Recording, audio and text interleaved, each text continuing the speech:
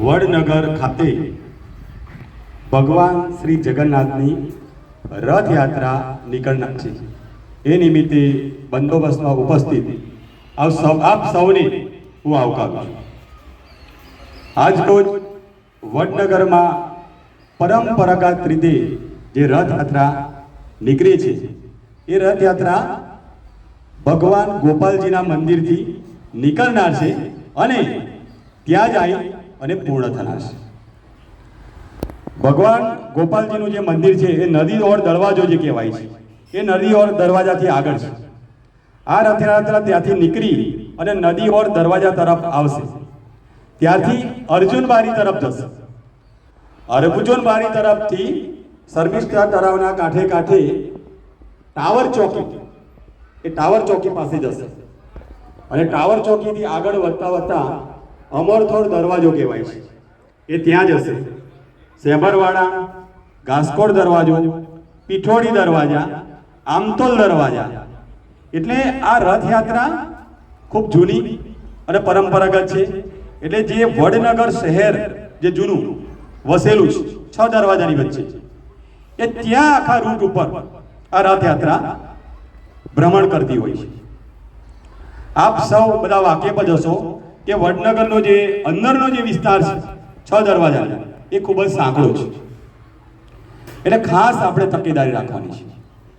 આ બંદોબસ્ત એ 2 વિભાગમાં વહેંચવામાં આવ્યો છે। એક સ્ટેટિક બંદોબસ્ત એટલે કે ફિક્સ પોઈન્ટ, અગત્યના જે છે એ તમામ જગ્યાએ એ દરવાજાઓ જે છે એ તમને ઉલ્લેખ કર્યો એ પ્રમાણે ત્યાં અને અગત્યના જે ટ્રાફિક પોઈન્ટ આવતા હોય ત્યાં ફિક્સ પોઈન્ટ રાખેલો છે। અને બાકીનો જે બીજો બંદોબસ્ત છે એ મૂવિંગ બંદોબસ્ત, એટલે રથ જે નીકળશે રથના આગળના ભાગે, રથના પાછળના ભાગે, રથની ડાબી બાજુ, રથની જમણી બાજુ અને રથયાત્રા સાથે શ્રી ડીપી ભાટી પોલીસ સબ ઇન્સ્પેક્ટર છે એ રથના આગળના ભાગે છે, જ્યારે શ્રી ગેહલાવત છે એ સમગ્ર રથયાત્રા દરમિયાન એ રથની સાથે રહેશે। આ ઉપરાંત ડીજે સાથે બંદોબસ્ત લખેલો છે, ભજન મંડળી સાથે બંદોબસ્ત લખેલો છે અને અન્ય વાહનો જે છે એની સાથે પણ આપણે બંદોબસ્ત રહેશે। તો આ જે બંદોબસ્ત છે મૂવિંગ બંદોબસ્ત છે, એટલે ભગવાન ગોપાલજીના મંદિરથી આ રથયાત્રા સ્ટાર્ટ થાય અને પૂર્ણ ન થાય ત્યાં સુધી આ તમામ જે અધિકારી કર્મચારી એ છેક સુધી સાથે રહેશે। જેનો ફિક્સ પોઈન્ટ છે એ પણ ખૂબ મહત્વનો છે, કારણ કે રસ્તો સાંકડો છે। જ્યારે રથયાત્રા નીકળશે અને કોઈ પણ જો વાહન સામે આવશે, ખાસ કરીને 4 વ્હીલ, તો આખી રથયાત્રા રોકાઈ જાય। એટલે તમારે એકબીજાના સંકલનમાં રહેવાનું, આ એક કોન્ટેક્ટ રાખવાનો। જો રથયાત્રા આગળ આવે તો જે બીજા રસ્તા છે ત્યાં આપણે વાહનોને ડાયવર્ટ કરી દેવાના। એ જ રીતે રથયાત્રા આગળ નીકળી જાય પછી પણ કોઈએ પોઈન્ટ છોડવાનો નથી। કેમ કે જો તમે પોઈન્ટ છોડી દો છો તો પાછળથી જે વાહનો આવશે એ રથયાત્રામાં અડચણરૂપ થાય, તો એ વાહનો પણ રથયાત્રા તરફ આપણે આવવા દેવાના નથી। એ બીજા જે રસ્તા હોય વૈકલ્પિક, તમારી સાથે હોમગાર્ડ જીઆરડી પણ છે, એ બહારના કર્મચારીઓ આવ્યા છે તો એનો રસ્તો ના ખબર હોય, પણ અમારા હોમગાર્ડ અને જીઆરડી ખૂબ જ કાબેલ, ખૂબ જ હોશિયાર અને સરસ નિષ્ઠાપૂર્વક ફરજ બજાવે છે। એટલે એ તો આ ખાસ તમારે એ ધ્યાન રાખવાનું છે કે કોઈએ પોઈન્ટ છોડવાનો નથી। બીજું કે વાહન કોઈ પણ સામે ના આવવું જોઈએ, તો આ તમારા વાહનને ડાયવર્ટ કરવાના રહેશે। આ ખાસ તમારે જોઈ લેવાનું રહેશે। જ્યાં જ્યાં જરૂરિયાત જો પડશે તો સ્ટેટિક પોઈન્ટ આપણે ખસેડી અને બીજી જગ્યાએ પણ મૂવ કરવાના થશે।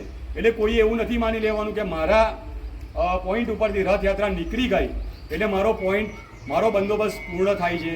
કોઈનો બંદોબસ્ત પૂર્ણ થવાનો નથી। એકવાર રથયાત્રા નીકળી ગયા પછી જ્યાં સુધી રથયાત્રા પૂર્ણ ન થાય ત્યાં સુધી તમામ એ બંદોબસ્ત ભલે આગળથી તમારા પોઈન્ટ આગળથી નીકળી જાય કે તો પણ તમારે એ પોઈન્ટ ઉપર હાજર રહેવાનું છે। આ ધાર્મિક બંદોબસ્ત છે, શ્રદ્ધાળુઓ સાથે હશે એટલે આપણે કોઈની સાથે કોઈ અસભ્ય વર્તન કે ગેરવર્તણૂક કરવાની નથી। ફરજ આપણે પોતાની મક્કમતાથી નિભાવવાની છે, પણ અણસાજુ વર્તન કોઈની સાથે કરવાનું નથી। અગત્યના જે પોઈન્ટ છે એની સાથે તમારી સાથે પોલીસ સબ ઇન્સ્પેક્ટર કક્ષાના અધિકારી છે, તો કઈ ઇસ્યુ હોય કોઈ હોય તો તમે એમનું માર્ગદર્શન, એનું ગાઈડન્સ તમે લઈ શકશો। અને હું પણ સમગ્ર રથયાત્રા દરમિયાન હું સપોર્ટ સાથે હોઈશ જ તમારી. અને સબ ઇન્સ્પેક્ટર કક્ષાના અધિકારીઓ પણ છે. રથયાત્રા દરમિયાન મૂવિંગ બંદોબસ્ત પણ છે અને સ્ટેટિક પોઈન્ટ પણ છે. ત્યાં તમને કોઈ પણ ઇસ્યુ લાગે તો એમના ધ્યાન ઉપર લાવવાનું છે. કે ગઈ વખતે પણ ખૂબ સારી રીતે બધાએ ફરજ બજાવી હતી. એટલે જે આપણી રથયાત્રા છે એ નિર્વિઘ્નપણે શાંતિપૂર્ણ એ સંપન્ન થઈ હતી. એટલે આ વખતે પણ આપ સૌ એ જ રીતે ઉત્કૃષ્ટ ફરજ બજાવો એવી પણ હું આશા અપેક્ષા રાખું છું. હું જાણું છું કે સતત તમે બંદોબસ્ત કર્યા છે, કે હાલમાં VVIP બંદોબસ્ત પૂર્ણ થયા અને ગ્રામ પંચાયતની ચૂંટણી આવી એટલે સતત તમે બંદોબસ્તમાં વ્યસ્ત રહ્યા છો. ચૂંટણી દરમિયાન મતગણતરી બંદોબસ્ત પણ પરમ દિવસ જ પૂર્ણ થયો છે. એટલે સ્વાભાવિક વસ્તુ છે કે સતત બંદોબસ્તના કારણે થોડી થકાન પણ હોય, પણ છતાં આ વાતાવરણ પણ એકદમ ખુશનુમા છે અને ગુજરાત ઉપર આપણે જોઈ રહ્યા છીએ કે ભાઈ મેઘરાજાની મહેર થઈ રહી છે. એટલે વાતાવરણ પણ ખૂબ સારું છે. એટલે તમે પોતાની ફરજ ખૂબ જ નિષ્ઠા અને વફાદારીપૂર્વક બજાવો અને આપ સૌ તંદુરસ્ત રહો, સ્વસ્થ રહો અને સારી ઉત્કૃષ્ટ, કારણ કે પોલીસ અને હોમગાર્ડ GRDની ફરજ બજાવવા માટે સૌથી પહેલાં તો આપણે ફિઝિકલી એકદમ ફિટ રહેવું એ જરૂરી છે. આપ ખૂબ બધા સ્વસ્થ રહો, તંદુરસ્ત રહો. અને આ વરસાદની સિઝન છે એટલે મારી તમને અપીલ છે, ફરજિયાત હેલ્મેટની સાથે સાથે રેનકોટ, ખાસ કરીને રેનકોટ અને લાઠી અને વિસલ આ તમારી સાથે ખાસ હોવી જોઈએ. કારણ કે જ્યારે રથયાત્રા નીકળતી હોય એટલે DJ હોય તો અવાજ સંભળાશે નહીં.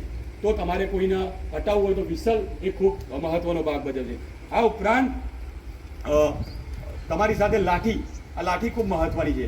કારણ કે વચ્ચે કોઈ ઢોર ડાકર આવી જાય તો એને આપણે ખસેડવું હોય તો એ લાઠી ખૂબ તમારા મહત્વની રહેશે.